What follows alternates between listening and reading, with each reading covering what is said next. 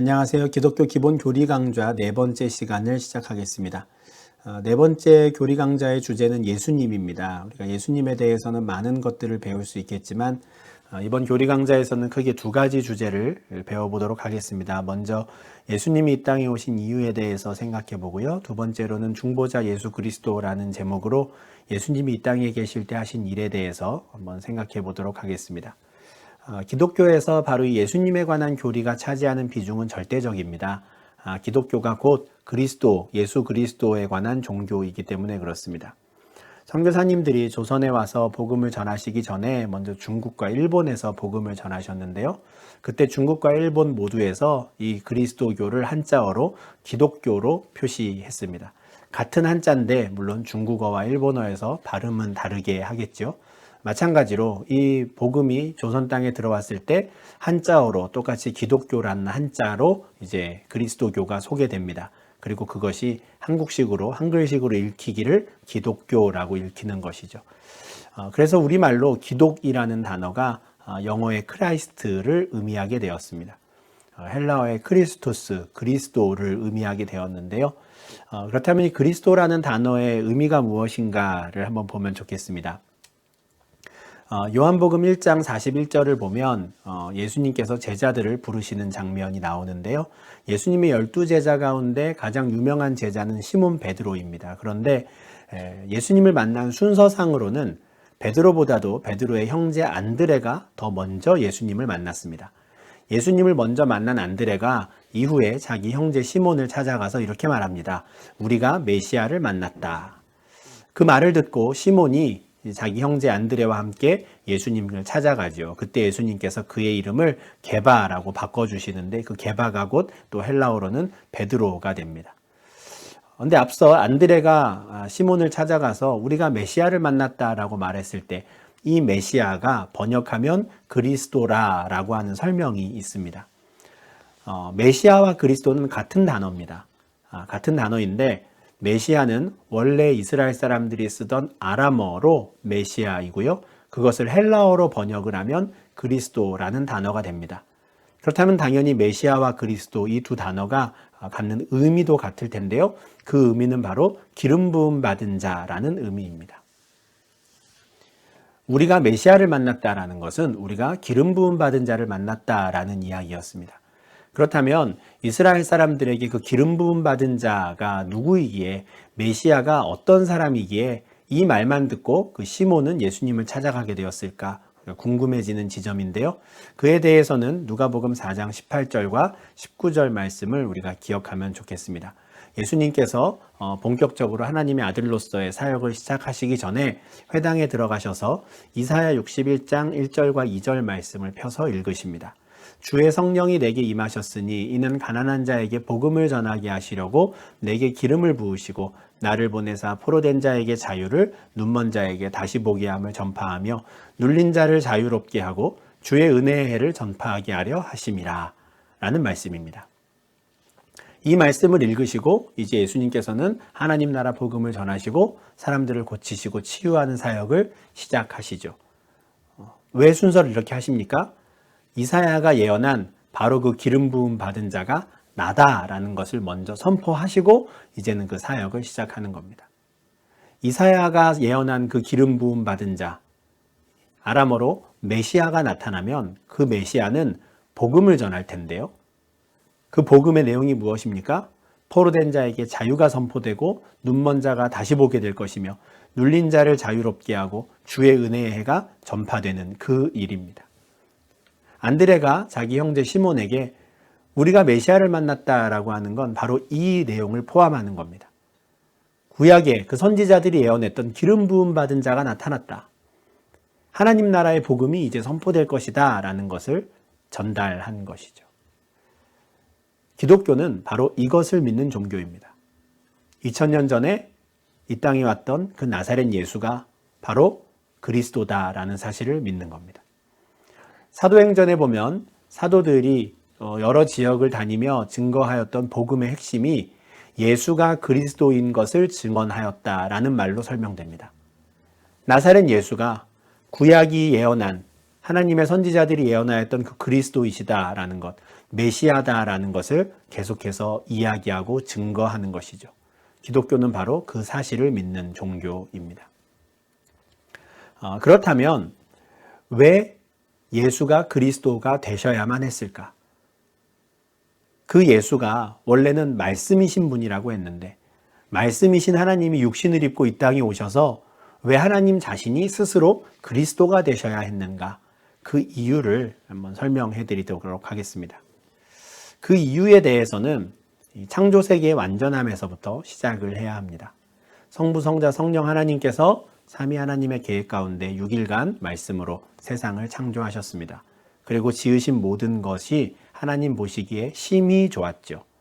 하나님의 창조 세계가 보시기에 심히 좋았다라는 것은 그 창조 세계가 완전했다라는 것을 의미합니다. 그런데 그 완전한 창조 세계가 깨지는 사건이 벌어집니다.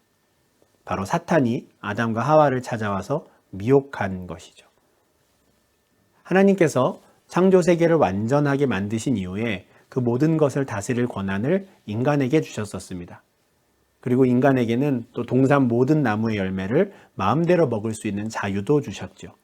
그 자유와 책임을 부여하신 이후에 하나님께서 한 가지 계명을 주셨습니다. 모든 것을 그들 마음대로 하되 동산 중앙에 있는 선악을 알게 하는 나무 열매는 먹지 말라라고 하신 것이죠. 그것을 먹는 날에는 너희가 반드시 죽을 것이다 했어요. 완전한 자유를 주셨지만 그 한 가지 계명을 두심으로써 그 인간들이 착각하지 않도록 자신들도 하나님이 창조하신 피조물임을 인정할 수 있도록 하신 겁니다. 그런데 사탄이 인간을 찾아와서 유혹하는 내용을 보면 하나님의 그 말씀을 정면으로 반박하는 내용이었어요. 하나님은 그 열매를 먹으면 반드시 죽는다 했는데 사탄은 너희가 결코 죽지 않는다라고 했죠. 하나님은 그 계명을 지키는 것을 통해서 그들이 창조자 하나님을 인정하고 자기 자신들은 하나님의 피조물임을 알기를 바라셨는데 오히려 사탄은 그것을 먹음으로써 너희들 스스로가 하나님이 되어보라고 너희가 신이 될 수 있다고 유혹합니다. 피조물에 머물러 있지 않고 스스로 신이 되고자 하였던 하나님과 같이 되고 싶은 그 마음에 아담과 하와는 결국 그 열매를 먹게 되지요. 하나님께서 창조한 완전한 피조 세계가 이제는 망가지게 된 겁니다. 그 모든 권한과 자유를 받았던 인간이 하나님의 말씀에 순종하지 않으므로 죄를 지음으로 하나님의 창조 세계가 깨지게 되었습니다. 그 결과 더 이상 하나님은 아담과 하와와 함께 에덴 동산에서 교제하실 수 없게 되었습니다. 불순종한 아담과 하와는 에덴 동산에서 쫓겨나게 되었고요. 그 일로 말미암아 하나님과 사람의 관계는 끊어지고 말았습니다. 이것이 바로 인간의 원죄입니다. 하나님께서 그들에게 선악을 알게 하는 나무 열매를 먹으면 너희가 반드시 죽으리라 라고 하셨는데 이 말씀의 의미가 너희와 나의 관계가 완전히 끊어질 것이다 라고, 너희는 창조자와 관계가 끊어진 채 살아가는 피조물들이 될 것이다 라는 의미였습니다.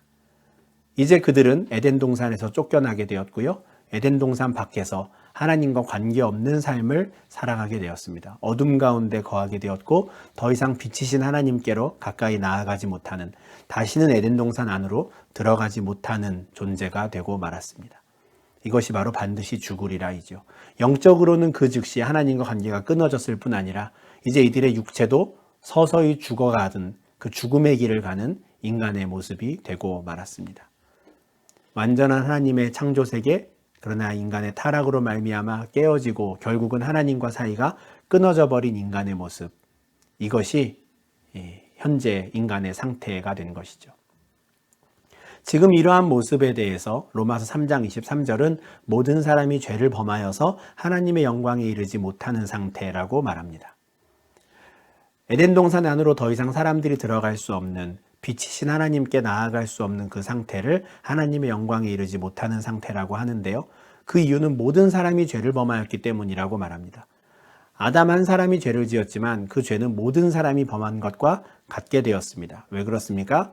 아담과 하와가 하나님과 관계가 끊어진 채 에덴 동산 밖을 나와서 그때부터 가인과 아벨을 비롯한 많은 후손들을 낳고 이 땅을 살아가게 되었기 때문입니다. 이제 막 태어난 아기가 무슨 큰 죄가 있어서 잘못한 일이 있어서 죄인이라고 말하는 게 아닙니다. 그들이 출생부터 에덴 동산 밖에서 태어났기 때문입니다. 그들은 출생부터 우리는 하나님과 관계가 끊어진 채 태어납니다. 창조자와 관계없이 태어나는 모든 피조물들의 상태는 죄의 상태인 것이죠. 왜 그렇습니까? 하나님 보시기에 심히 좋은 상태가 아닌 겁니다. 하나님 보시기에 안 좋은 상태, 하나님과 관계없이 모든 사람들이 태어나고 살아가는 그 상태, 그게 바로 원죄, 죄를 범한 상태입니다. 그러니 그들 중에 어느 누구도 하나님께 스스로 나아올 수 있는 사람이 없는 것이죠. 근데 로마서 5장 10절은 하나님과 사람 사이의 관계가 끊어진 이 상태를 단순한 분리로만 이야기하지 않습니다. 그저 분리된 것이 아니라 하나님과 사람이 원수되었다라고 말해요. 에덴 동산에서 사람을 찾아와서 유혹하였던 사탄은 원래 하늘에 있던 존재였으나 그가 하나님께 반역을 하여서 하늘에서 쫓겨나 땅으로 내려왔던 것처럼 이들은 에덴 동산에서 하나님께 반기를 들었고요. 결국 그들은 에덴 동산 밖으로 쫓겨나게 되었습니다. 하나님과 사탄이 원수된 것처럼 하나님과 사람이 원수되게 된 것이죠. 이 상황을 도표로 이렇게 말씀을 드렸었습니다. 하나님께서 보시기에 심히 좋은 상태를 선의 상태라고 하고 하나님이 보시기에 안 좋은 상태를 악이라고 하면 인간은 선과 악 모두를 행할 수 있는 상황이었습니다. 사탄이 찾아와 유혹하기 전에는 그는 언제나 선을 행하는 사람이었습니다. 하나님 보시기에 심히 좋은 일들만 했던 것이죠. 그런데 사탄이 찾아와 인간을 유혹하였고요. 아담은 불순종합니다. 그리고 에덴 동산에서 쫓겨나게 되죠. 에덴 동산에서 쫓겨나서 원죄 상태에 들어간 인간은 언제나 하나님 보시기에 심히 좋지 않은 상태, 악한 상태에 머물게 됩니다. 이것이 바로 지금 현재 인간의 모습이고 현재 세상의 모습입니다. 그런데 요한복음 3장 16절에서는 하나님께서 바로 이런 세상을 사랑하셨다라고 말씀합니다. 하나님이 세상을 이처럼 사랑하사 독생자를 주셨으니 이는 그를 믿는 자마다 멸망하지 않고 영생을 얻게 하려 하심이라 라고 선포합니다. 하나님이 사랑하신 세상은 처음 창조하셨던 완전한 세상이 아닙니다. 인간의 불순종으로 말미암아 망가져버린 이 세상을 독생자를 주실 정도로 사랑하신 겁니다. 그래서 예수 그리스도를 이 땅에 보내신 것이죠. 하나님이 세상을 독생자를 주실 정도로 사랑하신 겁니다. 그런데 창조자 하나님이시라면 굳이 독생자를 보내지 않으시더라도 그냥 다 용서해 주시고 그냥 다 사람들을 에덴 동산 안으로 들여보내실 수 있는 것 아닌가? 라고 생각할 수 있습니다. 창조자 하나님인데 하나님 마음대로 하실 수 있지 않을까 싶은 거죠. 그러나 우리는 또 다른 하나님의 속성을 꼭 기억해야 합니다. 성부 하나님의 속성에 대해서 말씀드릴 때 여러 가지가 있겠지만 두 가지를 말씀드렸습니다. 하나님의 사랑과 하나님의 공의였지요.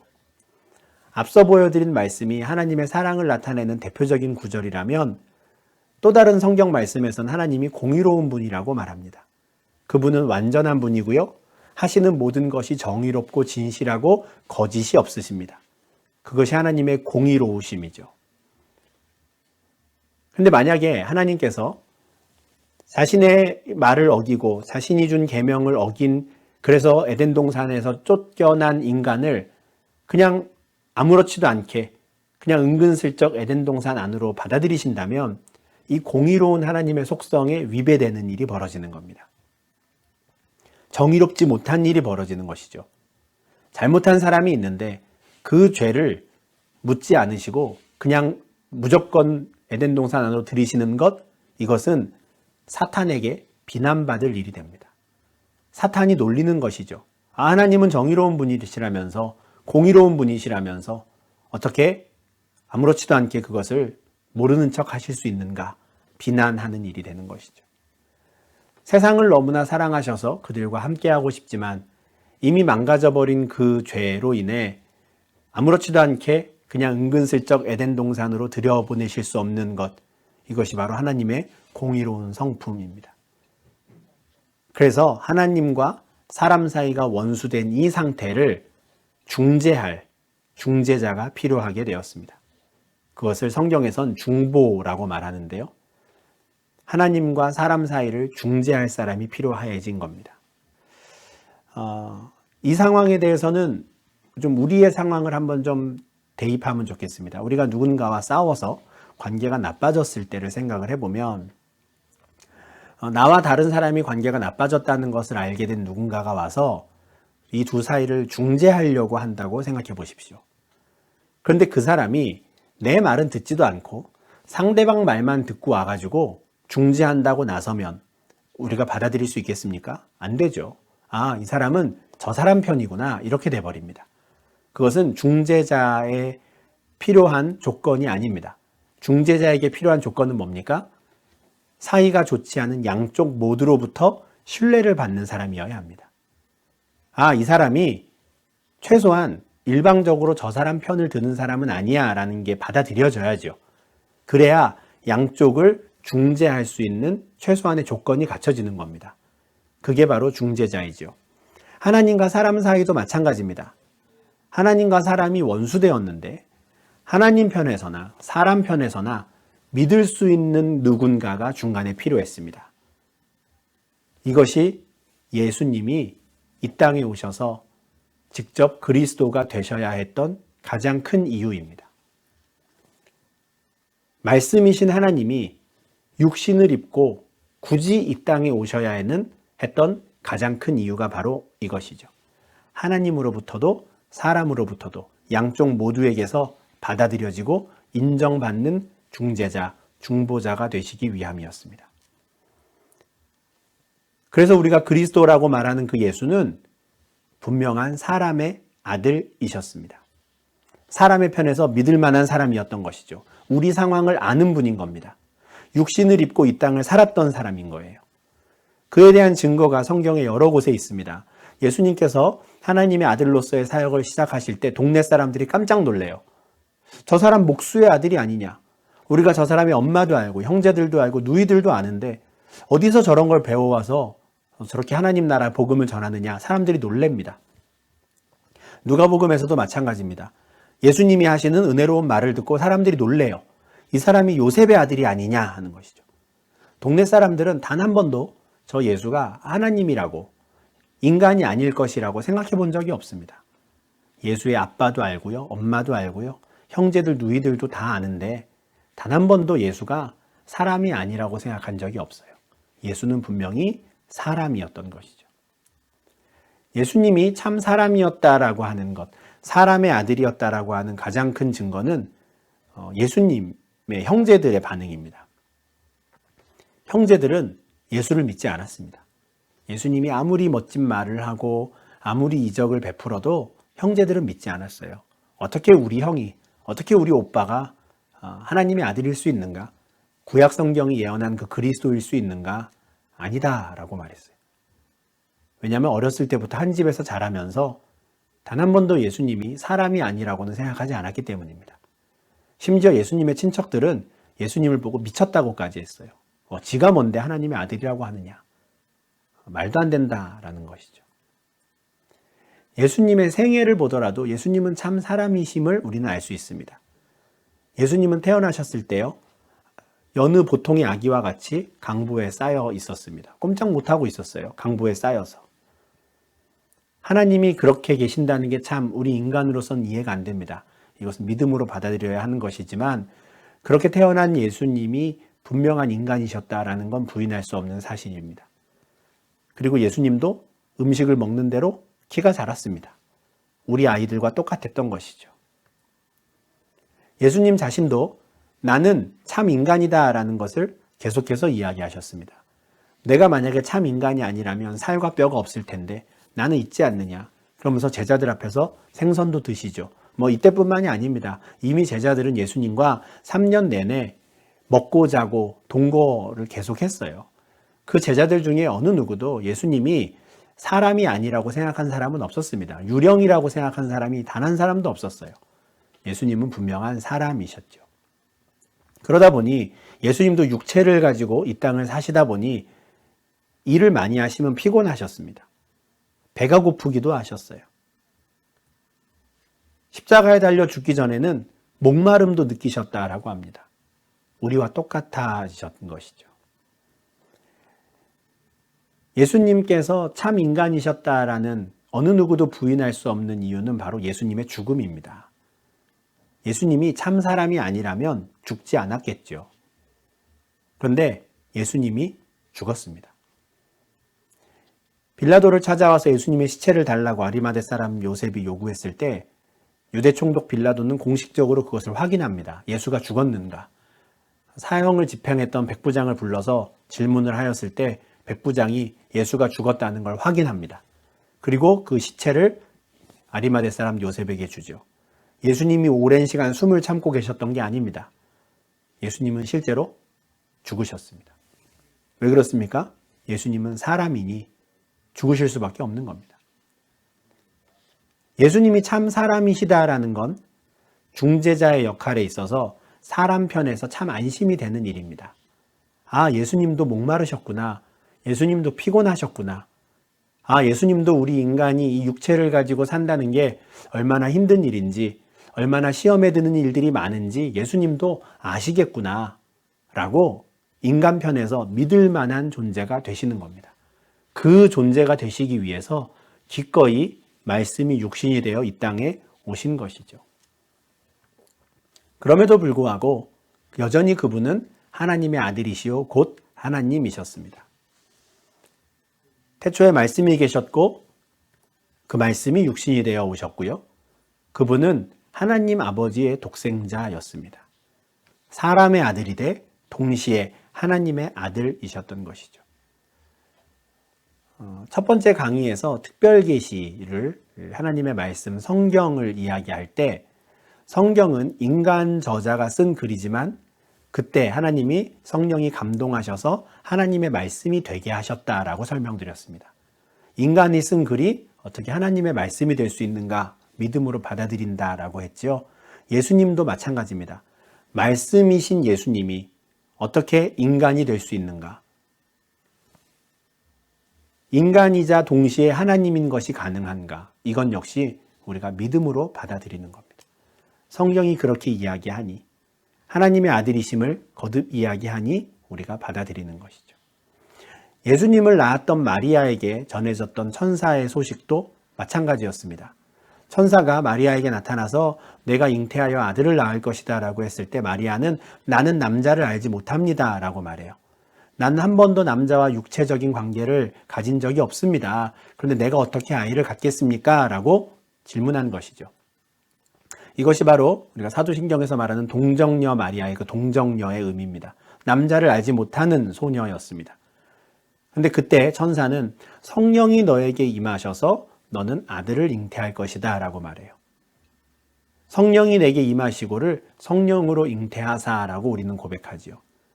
마리아에게 성령으로 잉태된 그분이 누굽니까? 바로 하나님의 아들입니다.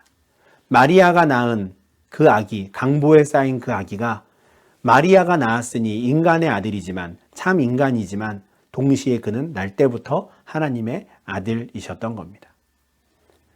예수님이 하나님의 아들이신 것에 대해서는 성경의 여러 곳에서 증거합니다. 마태복음 3장 17절처럼 하늘로부터 하나님께서 직접 말씀 가운데 이는 내 사랑하는 아들이다 라고 선포하신 적도 있고요. 많은 사도들이 예수님에 대해서 영광의 주라고 살아계신 하나님이라고 고백하였습니다. 요한복음에서는 도마가 예수님께 직접 당신은 나의 하나님이십니다 라고 고백하죠. 단 한 번도 인간이 아니라고 생각한 적이 없는 누가 봐도 참 인간인 그분이 나의 하나님이십니다 라고 지금 도마는 고백하는 거예요.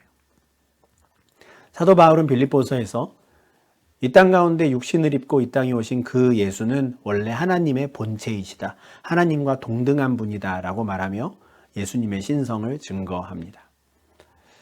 예수님께서 하나님의 아들이시다라고 하는 것에 대한 참 중요한 증거는 예수님의 형제들이 어떻게 달라졌는가 하는 점입니다. 앞서 예수님의 형제들은 예수를 믿지 않았고요. 친척들은 예수를 미쳤다라고까지도 했었어요. 그러나 그것은 부활하신 예수님을 만나기 전입니다. 예수님이 어느 날 갑자기 하나님 말씀을 전하고 이적을 베풀 때에는 믿지 않았어요.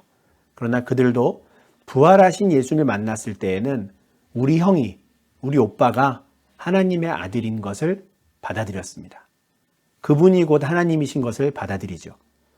야고보서를 기록한 야고보는 예수님의 제자가 아니라 예수님의 형제 야고보입니다. 예수님의 동생이에요. 근데 예수님의 동생 야고보가 스스로를 어떻게 말하냐면 나는 주 예수 그리스도의 종입니다. 이렇게 말하는 것이죠. 우리 형 이렇게 부르지 않습니다. 그분이 예수 그리스도이시다라는 것을 인정하지요. 그리고 예수님의 동생이 바로 예루살렘 교회의 기둥과 같은 일꾼이 됩니다. 이것은 누구보다도 예수님의 인성에 대해서, 예수님이 참 사람이라는 것에 대해서 누구보다도 잘 알고 있었던 예수님의 동생들, 가족들이 예수님을 하나님의 아들로, 주 예수 그리스도로 받아들인 것은 예수님이 참 하나님이시며 하나님의 아들이시다라는 것을 확인시켜주는, 확증시켜주는 증거가 됩니다.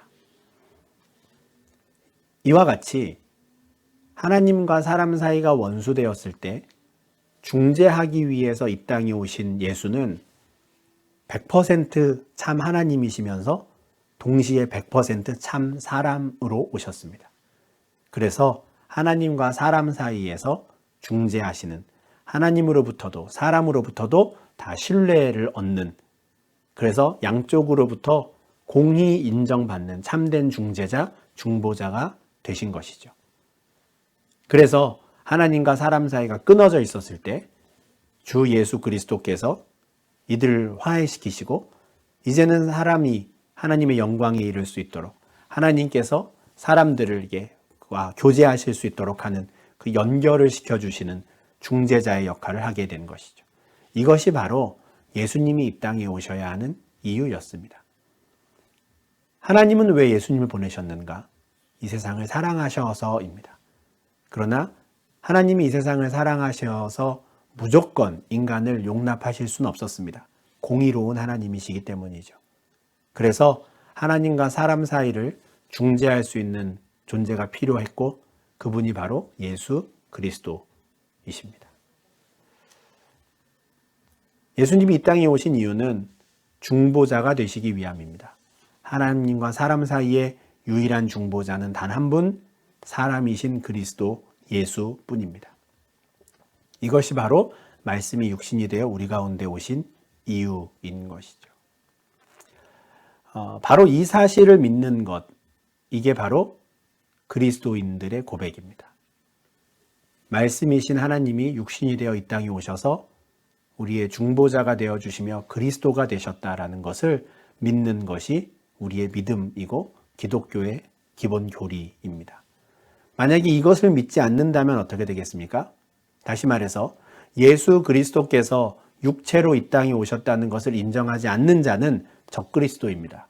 그리스도를 대적하는 자들이죠. 그리스도께 속한 자들, 하나님께 속한 자는 말씀이신 예수님이 육체로 이 땅에 오신 것을, 그래서 그리스도가 되신 것을 시인하는 자들이 되는 겁니다. 이들이 지금 그리스도인인 것이죠. 이렇게 해서 왜 굳이 예수님께서 스스로 그리스도가 되기 위해 이 땅에 오셨어야 했는가, 그 이유를 말씀드렸고요. 중보자가 되시기 위해서 오셨다라는 것을 기억하시기 바랍니다. 그렇다면 예수님께서 어떤 일을 구체적으로 이 땅에서 하셨길래 이제는 참된 중보자가 되실 수 있었는가 라는 것을 우리가 다음 영상에서 좀 더 구체적으로 살펴보도록 하겠습니다. 이번 시간에서는 예수님이 이 땅에 오신 이유, 하나님이 세상을 사랑하셨기 때문이며 하나님과 사람 사이를 중재할 그 누군가가 필요했다라는 그 이유를 꼭 기억하실 수 있으면 좋겠습니다. 감사합니다.